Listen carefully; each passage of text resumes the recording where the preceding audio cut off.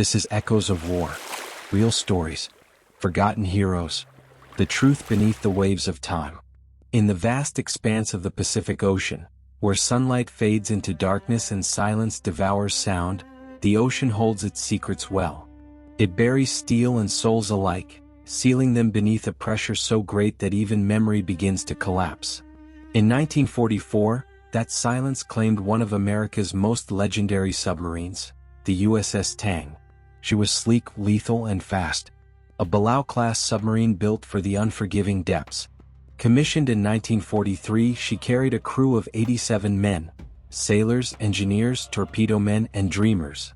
Men who had seen enough of war to know that beneath the waves, courage was the only light. At her helm stood Lieutenant Commander Richard H. O'Kane, a man already whispered about among naval circles. He had served aboard the USS Wahoo under Dudley "Mush" Morton, one of the most daring commanders in the Pacific. When O'Kane took command of the Tang, he carried with him not just skill but a philosophy: strike fast, vanish faster. In less than 2 years, the Tang became a name that both inspired pride and spread fear. 33 enemy ships destroyed. Countless tons of supplies cut off. O'Kane's tactics were bold, surfacing at night to attack convoys, firing torpedoes at point-blank range, slipping beneath the waves before the enemy even knew what hit them. But every victory carried a shadow. Every dive into the depths was a gamble with fate. By October 1944, the war had shifted. The Allies were closing in, but Japan still controlled key supply lines. O'Kane's orders were simple: patrol the Formosa Strait, disrupt convoys, and report enemy movement. It was supposed to be routine. It wasn't. That night, the sea was calm, unnaturally calm. The moon reflected off the surface like oil. Through the periscope, O'Kane spotted a formation of enemy ships, tankers, freighters, and destroyers, a convoy worth every risk. He gave the order to attack. Torpedoes 1 through 6, fired and confirmed. Explosions rippled across the convoy.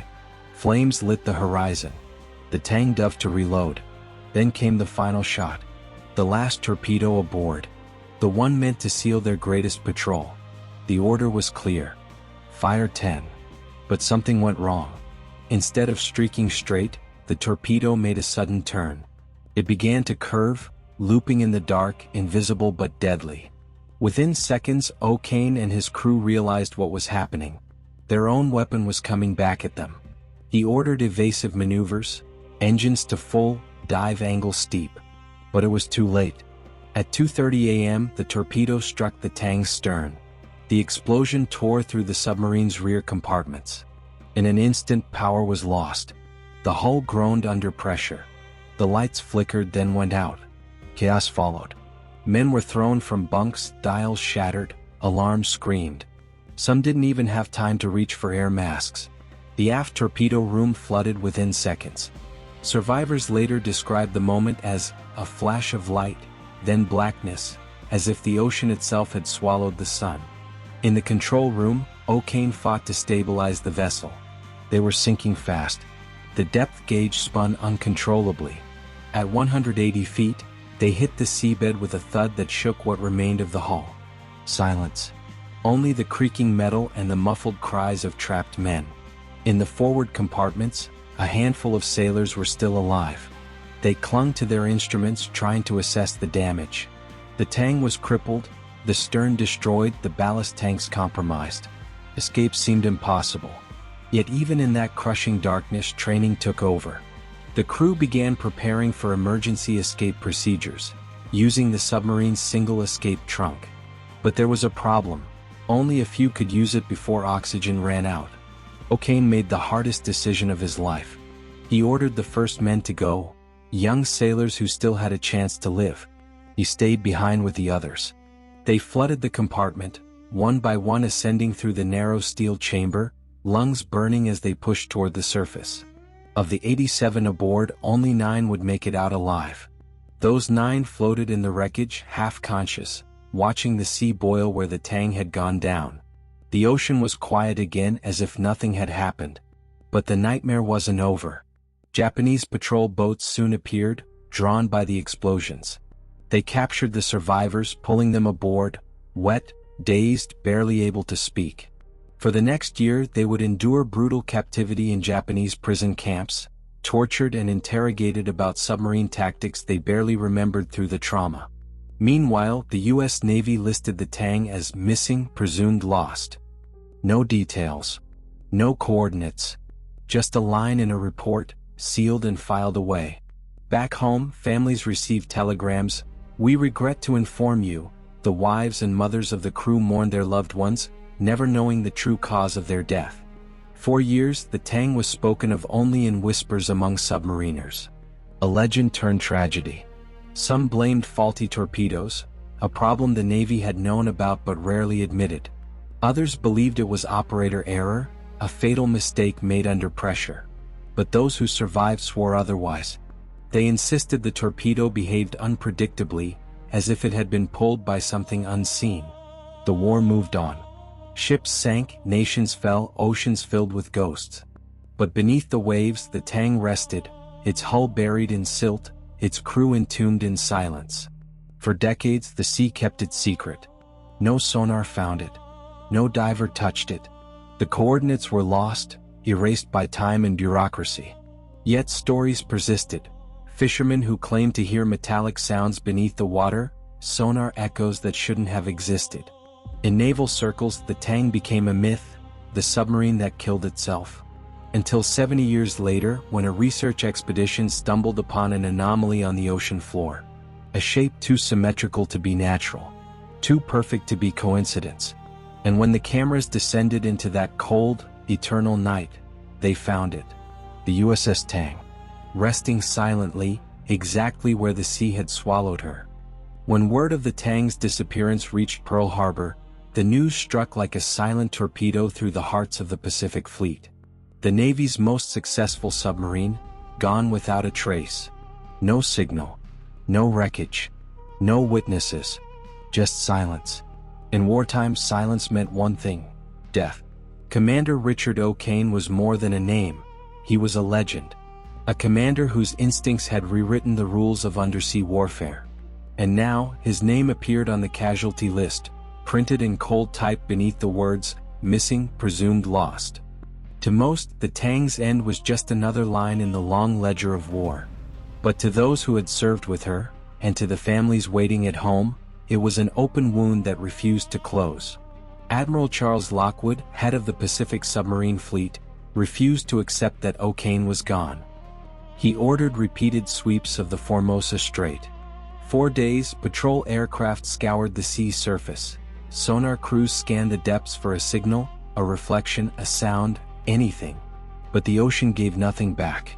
It was as if the Tang had been erased, swallowed whole by a force far older than war itself.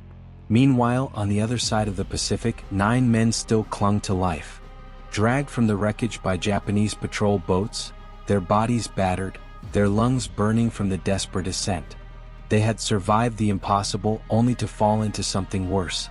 Blindfolded and bound, they were taken to a small coastal base, interrogated through the night, and transferred to the infamous Ofuna Interrogation Center near Yokohama, a facility that officially did not exist. It was reserved for high-value prisoners, which meant officers, pilots, and submariners. Men who knew things the enemy desperately wanted to learn. Ofuna was not a prison, it was a void. Cells without windows. Days without food. Voices reduced to whispers. Prisoners were forbidden to speak. If they did, the guards reminded them with fists or rifle butts.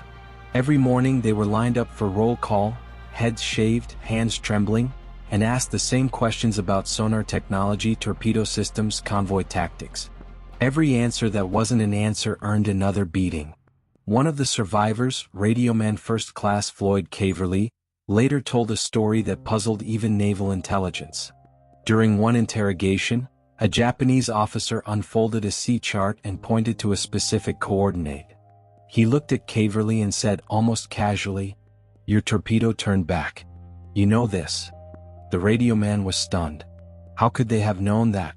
The Japanese had never recovered the wreck, never retrieved the logs. And yet, the man's confidence was chilling, as if he was stating a fact already confirmed. It was the first time any of the survivors felt that what had destroyed the Tang might not have been a malfunction, but something else. Back in America, telegrams were delivered to the families. "We regret to inform you that your husband, your son, your brother has been lost in action." Some wept. Some refused to believe it. But all of them carried the same ache, the ache of not knowing. For years, the Tang became a ghost story whispered among submariners. A reminder that even the most advanced weapons could turn against their masters. By early 1945, the war had entered its bloodiest chapter. The Pacific burned, Iwo Jima, Okinawa, the final push toward Japan.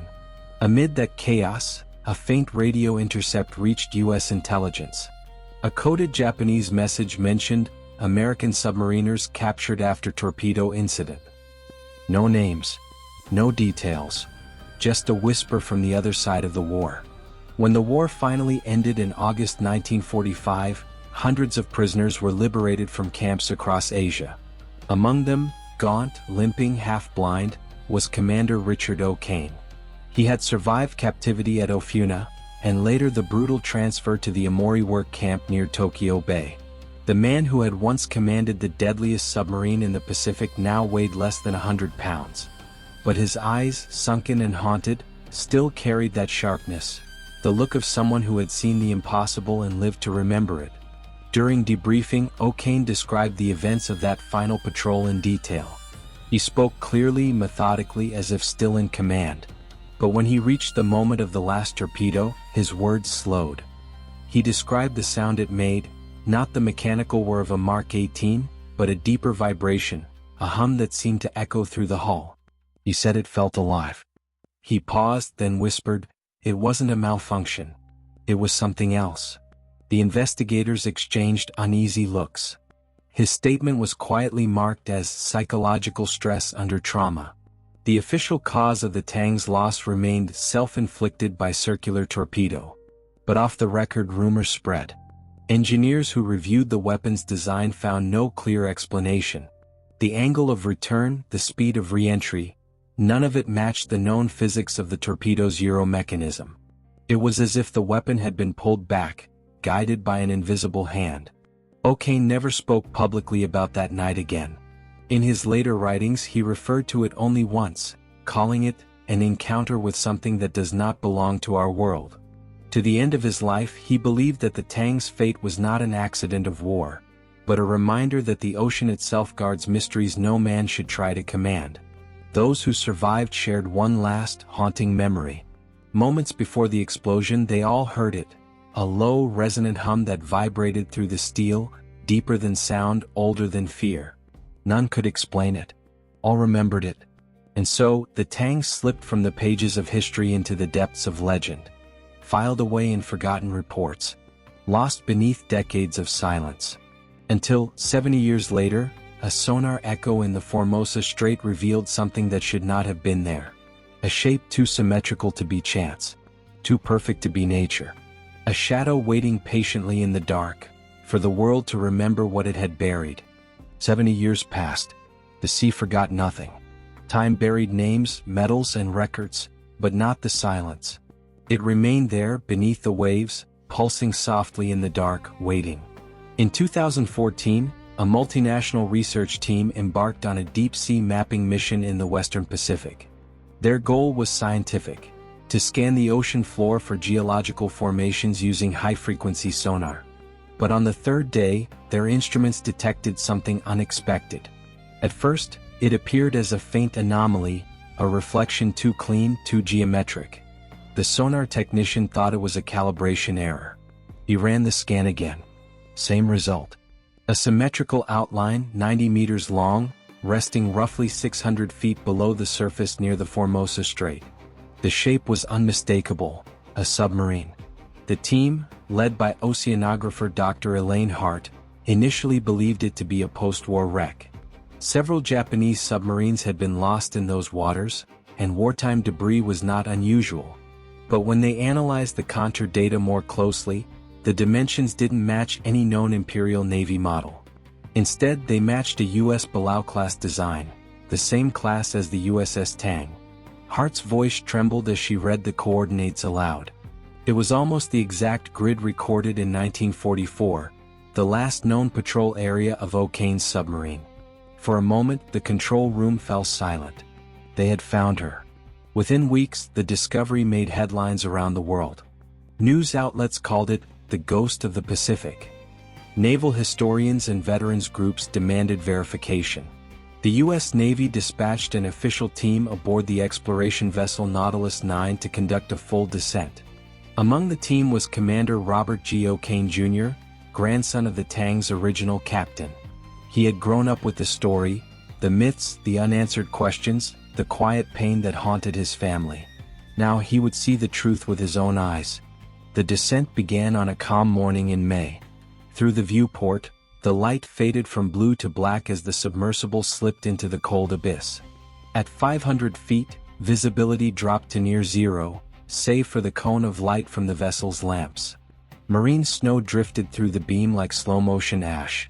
The deeper they went, the more the instruments began to distort, faint interference, static pulses, brief fluctuations in magnetic readings. Then out of the darkness the shape appeared. The hull lay tilted to starboard, half buried in silt. The steel was scarred but intact, eerily preserved by the lack of oxygen. Letters still visible across the bow spelled a single word, Tang. The submersible's cameras captured every detail: the torpedo tubes, the control fins, even the shattered stern where the explosion had ripped through. It was as if the wreck had been waiting for them. As the light swept across the deck, something strange happened. The sonar feed began producing rhythmic pulses, not random static but a steady pattern. 4 seconds apart. Then 3. Then 2. Almost like an echo. The technician froze. "It's responding," he whispered. At first, the crew thought it was feedback from their own sonar. They shut down the transmitters, but the pulses continued. A sound deep and resonant, too deliberate to be mechanical. It seemed to come from within the wreck itself. Hart recorded everything.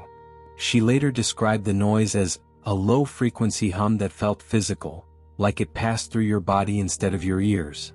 The team withdrew to a safe distance, hovering at the edge of visibility. For nearly 7 minutes, the sound persisted, pulsing in perfect intervals before fading into the static of the sea. Back aboard the Nautilus 9, the data was reviewed in silence. The readings were authentic. No interference, no known marine source.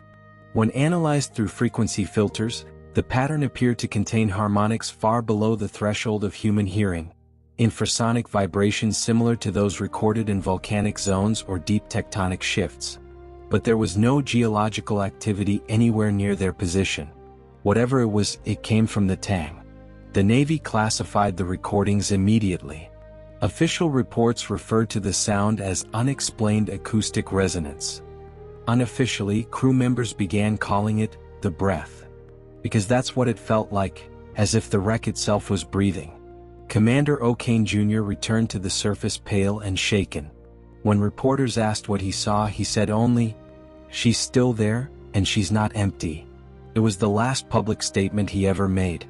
A week later, he withdrew from all further media appearances, citing health concerns.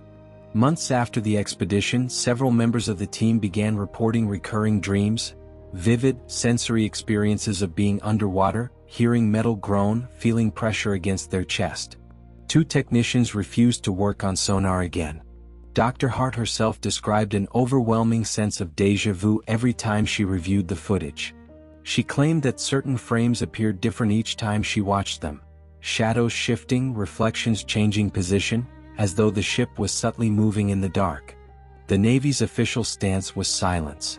The Tang's discovery was announced as a successful closure to a historic mystery.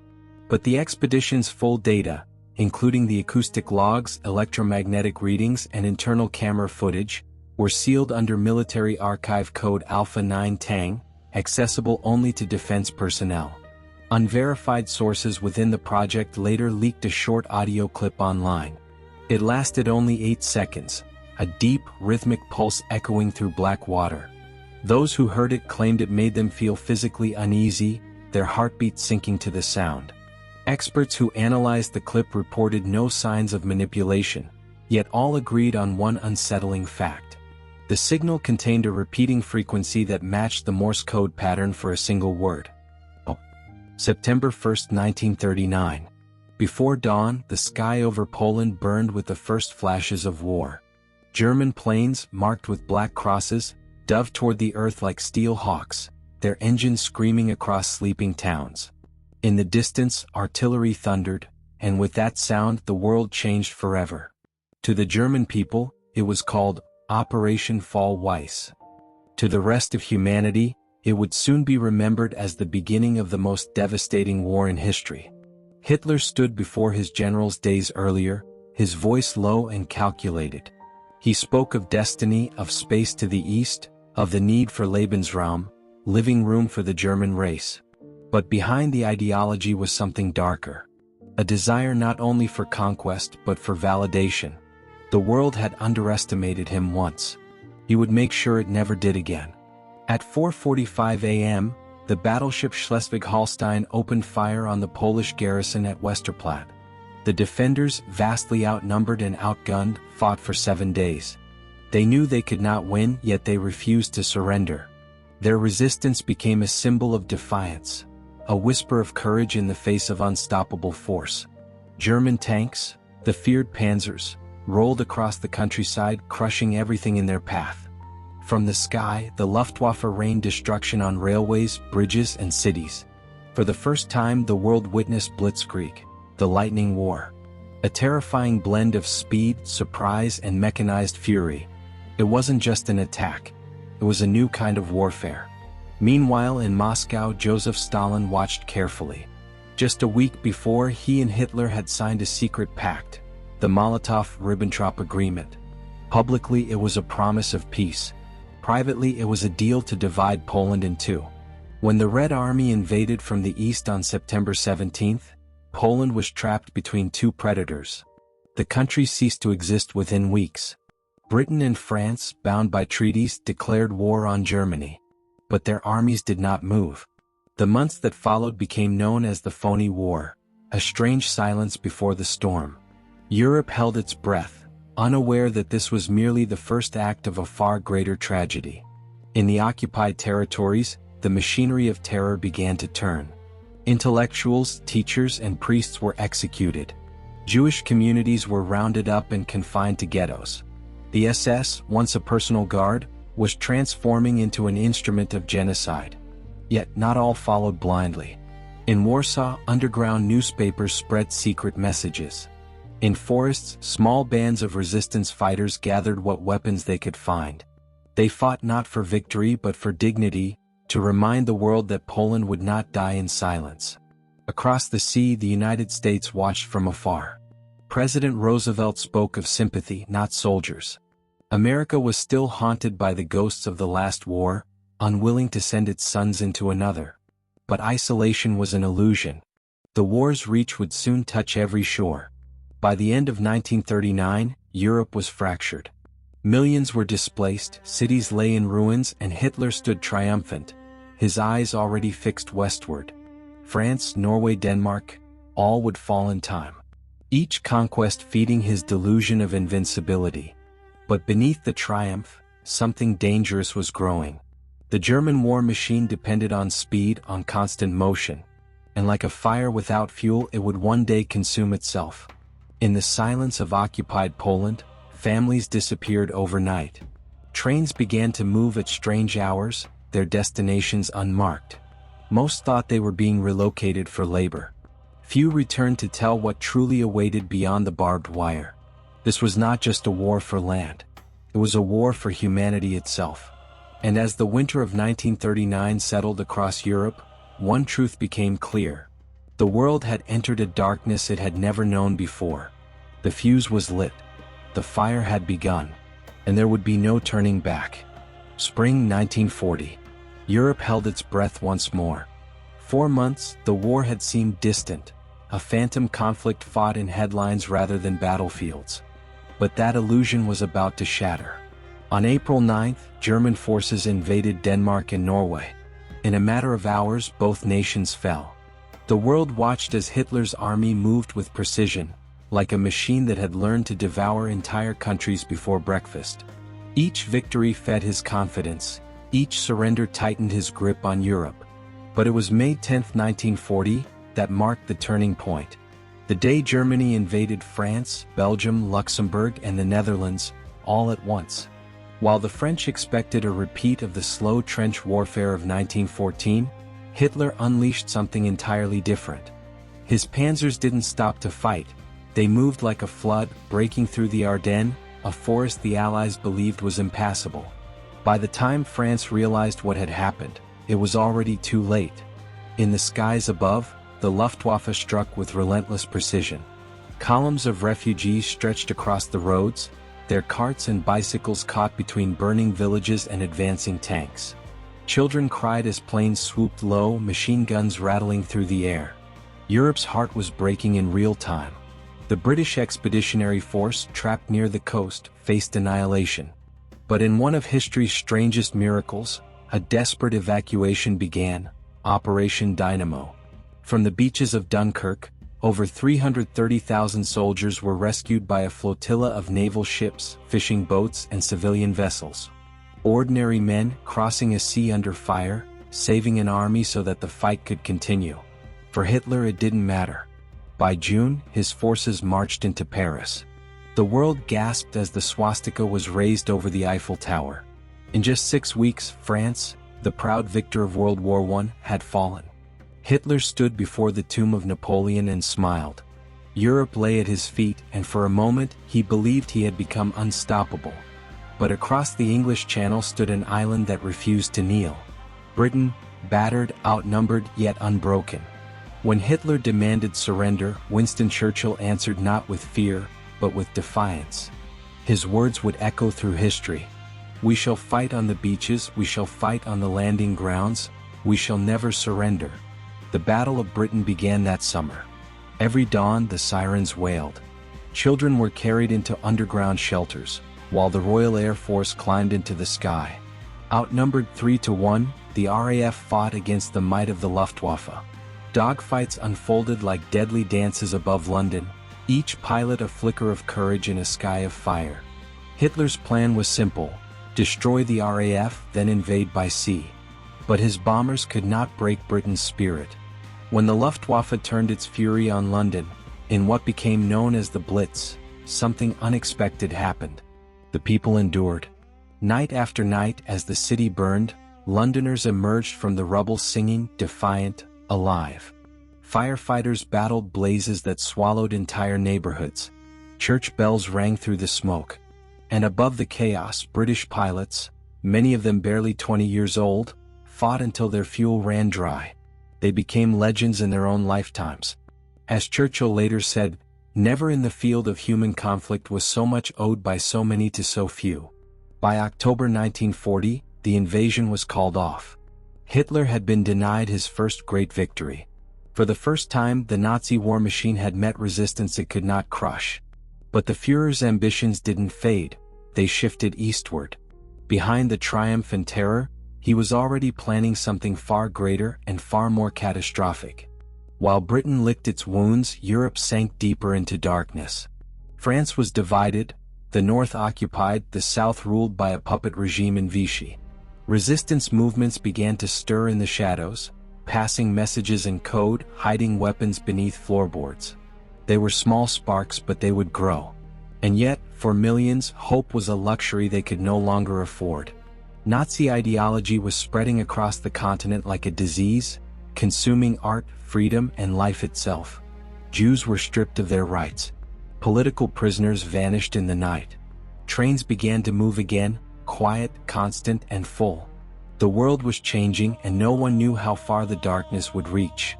But in the distance, a storm was gathering on the horizon, a storm that would soon swallow half the world. Hitler had conquered the West. Now he turned his eyes to the East, and to the one nation he believed he could destroy in a single, brutal blow. On June 22, 1941 at dawn, the horizon split with the sound of engines and the thunder of many wheels. The largest invasion in human history began not with a declaration, but with a betrayal. Operation Barbarossa, Hitler's sudden eastward gamble, unleashed 3 million men, tens of thousands of tanks and artillery pieces, and an arrogance that believed the Soviet Union could be crushed in weeks. For the soldiers on both sides, it would become a year of extremes: breathtaking movements, horrific slaughter, and an unforgiving winter that would shape the future of the world. The initial blows were devastating. German Army Group North pushed toward Leningrad, Army Group Center charged for Moscow, and Army Group South tore through Ukraine. Railheads and airfields fell in days. Entire Soviet formations were encircled and annihilated.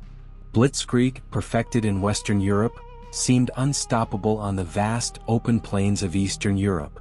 Towns burned. Columns of refugees stretched like wounded veins across the countryside. The speed of the advance masked the cracks that would grow beneath the wheels of the German machine. Early reports spoke of millions of prisoners, of vast stockpiles captured, and of cities on the brink. At Kiev, under the command of General Feldmarschall von Bock, German forces executed one of the largest encirclements of the war, trapping hundreds of thousands of Soviet soldiers in a web of steel and flame. The Wehrmacht celebrated, and for a moment the Nazi vision of inexorable eastward expansion seemed plausible. But celebration blinded commanders to the deeper truths of the land they sought to tame. Barbarossa was more than a military campaign, it was an ideological crusade. German soldiers marched with orders that blurred combat and extermination. Political commissars and Jews were labeled as enemies of the Reich. They were hunted, executed, or herded into graves. Units attached to the SS and Einsatzgruppen followed close behind the advancing columns, carrying out mass shootings and terror that left entire villages emptied. The scale of cruelty in the first months was staggering, a brutal prelude to policies that would soon become industrialized across occupied territories. The Soviet Union, though taken by surprise, was not defeated by shock. The Red Army absorbed huge losses, but it also revealed a capacity for adaptation that the Germans had not anticipated. Factories were dismantled and moved east of the Urals. Entire industries reassembled far from the front, churning out tanks, aircraft, and rifles by the thousands. Whole populations were uprooted in the name of survival. The Soviet command, led by Stalin's harsh and often mistaken decisions, nevertheless mobilized a reserve of manpower and will that would not be easily broken. As summer waned, the German advance slowed. Supply lines stretched thin across shattered roads and vast distances. Fuel and ammunition lagged behind the spearheads. The very ground, seemingly empty and passive, became an enemy. Mud turned roads into quagmires during the autumn rains. Rivers and marshes channeled movements into narrow, predictable routes that the Soviets exploited. The early victories had bought territory, but they had also bought exhaustion. When winter came, it arrived as an ecological and logistical blow. German uniforms and equipment, designed for temperate climates, were not adequate for the fierce Russian cold. Engines froze. Lubricants stiffened. Men without proper winter clothing fell victim to frostbite and exposure.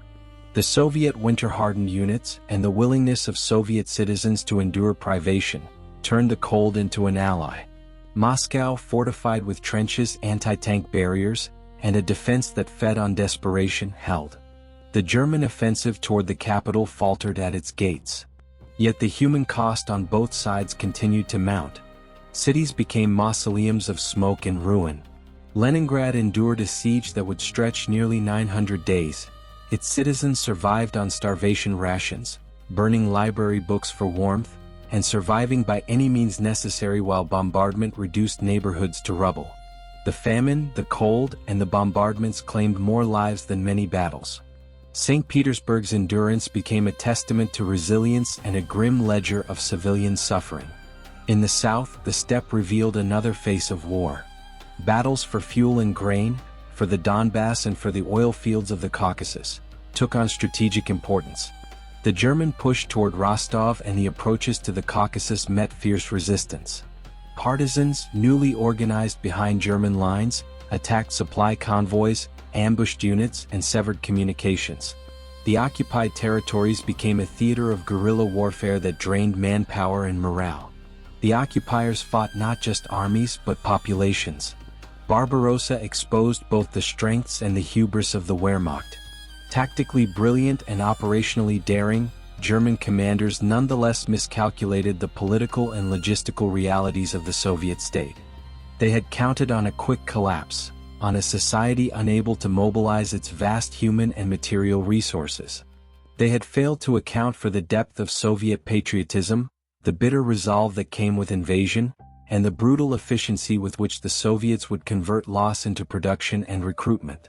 By the close of 1941, the line of march had exhausted itself. German forces had reached the outskirts of Moscow, had captured Smolensk, and had inflicted catastrophic losses on Soviet formations. But their momentum had petered. Weather, distance, and the inexorable will of a people defending their homeland combined to halt the drive. Hitler's dream of a swift victory in the East crumbled into a grinding war of attrition. In those winter months, decisions taken in conference rooms in Berlin began to show their cost. Redirected priorities, ideological directives that overrode military pragmatism, and an underestimation of logistical limits all contributed to a strategic impasse. The German army that had thundered across Europe now found itself in a frozen landscape, facing a swelling enemy and a winter that would not be negotiated. Operation Barbarossa had not only failed to deliver a decisive knockout, it had transformed the nature of the conflict. Europe's war had become global in scale and existential in character. Moscow stood. Leningrad suffered but endured. The Soviet Union, having absorbed a shock meant to annihilate it, began to fight back not only with vast armies but with an intensity born of survival. By the end of that brutal year, the map of war had changed. The quick victory had become a long war. In the blood and cold of 1941, the myth of Nazi invincibility was broken. The Allies, watching the German tide stall before Moscow's gates, found a hope they had not dared to imagine months earlier. And in the frozen cemeteries and shattered towns of the Soviet Union, a new resolve took root. A resolve that would, in time, push back across the open plains and carry the fight all the way to the heart of the Reich. The Eastern Front bleeds, 1942 to 1943. By 1942, the war in the East had consumed everything: men, machines, and mercy. The German army, though bloodied by winter, remained vast and deadly. Across the steppe, armored columns regrouped, fueled by Hitler's renewed obsession to seize the oil of the Caucasus and cut the Soviet Union's lifeline. He believed victory lay not in Moscow now but in the south, in a city that bore the name of his enemy. That city was Stalingrad. Summer came again, and with it the familiar roar of engines and the grinding rhythm of war. German formations, reorganized under Field Marshal von Paulus and supported by Romanians, Hungarians, and Italians, advanced toward the Volga. Behind them stretched an empire of conquest, territories occupied, populations enslaved, and supply lines that reached back hundreds of miles. To the east, the Soviet Union bled but did not break. Factories beyond the Urals still spat fire, building T-34s faster than the Germans could destroy them. The Red Army was learning, adapting, and hardening. By August, German bombers darkened the sky over Stalingrad. Explosions turned streets into canyons of flame. Wooden houses collapsed. The Volga ran thick with ash and oil. Civilians dug shelters and cellars, turning basements into tombs before the shells could bury them. What had been a city of 1 million souls became a graveyard of rubble and echoing gunfire. For the Germans, Stalingrad was supposed to be a symbol, a swift capture, a propaganda triumph. For the Soviets, it became a line in the sand. Stalin's order was absolute, not a step back. Men were thrown into the city in waves: conscripts, factory workers, even teenagers. They fought house to house, floor to floor, room to room. The Germans called it Rattenkrieg, the Rat War. Combat collapsed into chaos. Grenades tossed through shattered walls, snipers hiding in broken chimneys, soldiers stabbing in the dark. Streets were gained and lost by the hour. Paulus's Sixth Army pressed forward, but the closer they came to the Volga, the tighter the Soviet defense became. Every ruin concealed death. Every pile of bricks hid a rifle barrel. The Luftwaffe dropped bombs until there was nothing left to destroy, yet still the defenders clung to the ruins. On the opposite bank, Soviet artillery rained shells without pause, even as ferries crossed under fire to bring in fresh troops. By November, the trap was ready. While the Sixth Army was locked in brutal urban combat, Soviet Marshals Zhukov and Vasilevsky launched Operation Uranus, a massive counteroffensive aimed at the weaker Romanian and Hungarian flanks surrounding the city. The pincers closed faster than anyone imagined. Within days, Paulus's army was surrounded. Over 250,000 Axis soldiers found themselves trapped in a frozen cauldron of steel, hunger, and despair. At first, Hitler ordered them to hold. He promised an airlift, supplies, relief. None came. The Luftwaffe, stretched to breaking point, managed to deliver barely a fraction of what was needed. Inside the pocket, food ran out. Horses were slaughtered for meat, men ate boiled leather. Frostbite and disease spread faster than bullets. German soldiers wrote letters that would never be delivered, confessions that the war they once thought glorious had become a punishment beyond imagination. Outside the encirclement, the Red Army closed in relentlessly. Soviet loudspeakers offered surrender. Paulus refused. The city was now a tomb, and a lesson in hubris. By late January 1943, Soviet forces broke into the last German positions. Buildings once fought over by hundreds were now defended by handfuls of starving men. On February 2, the Sixth Army surrendered. 90,000 survivors were taken prisoner. Fewer than 5,000 would ever return to Germany. Stalingrad was not just a defeat, it was a fracture. The myth of German invincibility shattered in the snow. Across Europe, the news rippled like an earthquake. For the first time, people whispered that the tide had turned. But even as Stalingrad fell, another storm brewed. Hitler demanded a counterblow, a final assertion of dominance in the east. The year 1943 would bring Kursk, the largest tank battle in history. In July, more than 6,000 armored vehicles faced each other on the open plains of western Russia. The air trembled with thunder and dust as the panzers charged into Soviet defenses layered miles deep. Mines, artillery, and anti-tank guns turned the battlefield into a furnace. For days, the earth shook under the weight of machines and the screams of dying men. German Tiger tanks advanced through walls of fire, their thick armor absorbing hits. But they were too few, too late. The Soviet T-34s swarmed from every direction, coordinated by new radios and commanders who had studied the failures of 1941. When the dust settled, the German offensive had been crushed. Kursk ended any illusion that Germany could regain the initiative. After Kursk, the Red Army no longer retreated. From the Don to the Dnieper, from Smolensk to Kiev, Soviet divisions began to move westward. The hunted had become the hunter. Villages once marked by Nazi flags now burned under Soviet artillery fire. Liberation came slowly, and often only after annihilation. For civilians, victory and tragedy were the same word. By the winter of 1943, the Eastern Front was a graveyard of machines and dreams. The Wehrmacht still fought fiercely, but its strength was bleeding out through wounds it could no longer close. Factories in Germany ran day and night, but the losses at Stalingrad and Kursk had destroyed not just armies but faith. The officers knew it. The soldiers felt it.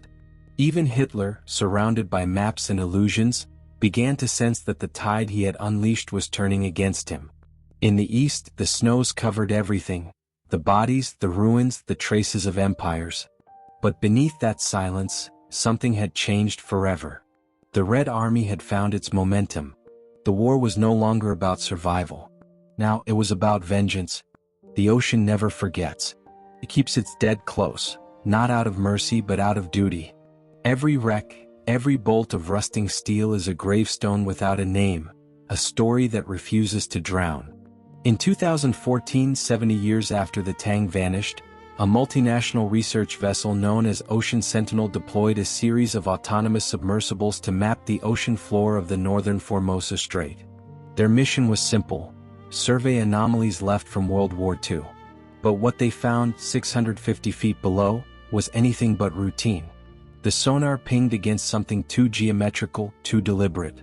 A shape half buried in silt, elongated, symmetrical. At first, the researchers thought it was just another wreck, maybe a freighter, maybe a ghost of war lost among thousands. But as the submersible's camera panned closer, the outlines became unmistakable. A conning tower, a torn propeller, the faint but still visible marking of 5 white letters. Tang. Silence filled the control room.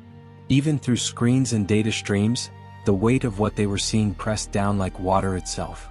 The researchers had found the grave of one of America's most decorated submarines, and one of its most tragic. Over the next weeks, divers and ROVs documented the wreck meticulously. The submarine rested upright, her bow pointing east as if still hunting. The hull was split open near the stern, exactly where the torpedo had struck. Coral had claimed the metal, wrapping around it like veins reclaiming flesh. Schools of fish drifted through open hatches once filled with human life. But there was something else. A presence. Veteran divers spoke of a stillness that felt unnatural, a cold that sank deeper than pressure or temperature. One described hearing faint metallic knocks echoing through his headset, rhythmic, almost deliberate. Another swore he heard voices, muffled, distorted by the water. A sonar operator aboard the Sentinel logged unexplained pings, originating not from their equipment, but from the direction of the Tang itself.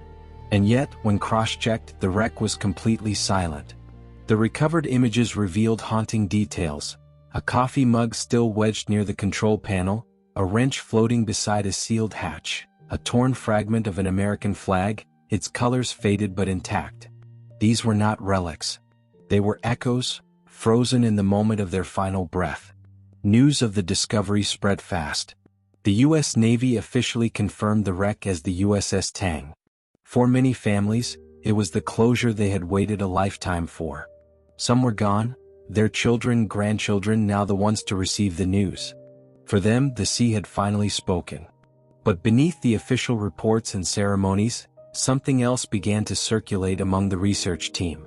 A question no one wanted to put on record.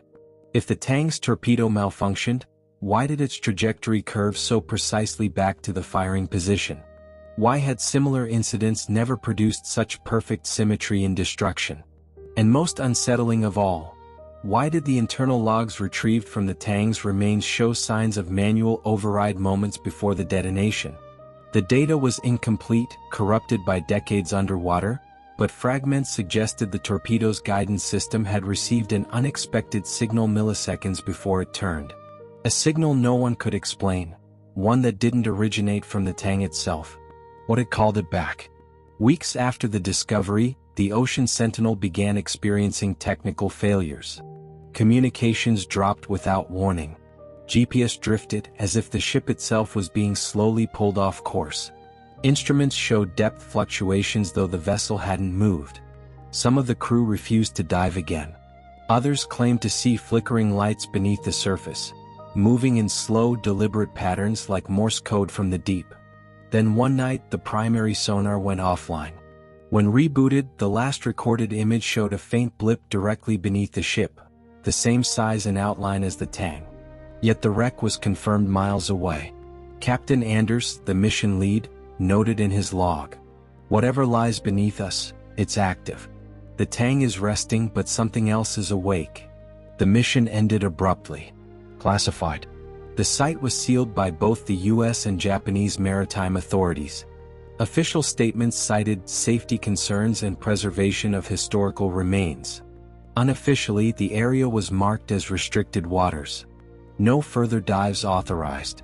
But whispers persisted. Satellite scans captured strange electromagnetic fluctuations in the region, as if something metallic deep below was emitting pulses. Slow, consistent, almost like a heartbeat. Years later, a classified Navy report declassified by accident revealed a final line under recovered data.